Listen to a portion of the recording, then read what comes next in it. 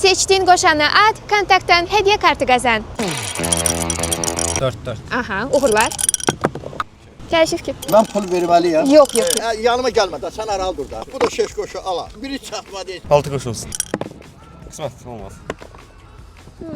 Neçə seçirsiniz? 3 koşu, 5 koşu. 6 koşu. Neçə? 1 koşu. Sağ olasın. İçki düştü. 5 koş olsun. 2 koş. Ayda. Bizi kıblaya dayanmış. Ay sen 300. 3 koşu olsun. Olsun.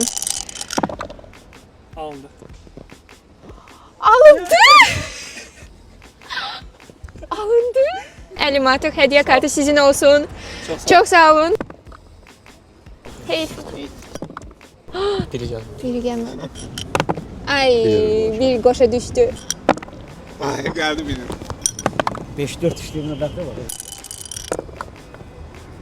Düştü. Düşdü.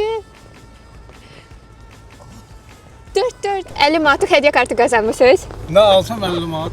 Bəli, 50 manata istədiyiniz hədiyyəni alırsınız. Bu hələ son deyil. Növbəti qalib sən ola bilərsən. Biz izləməyə davam et.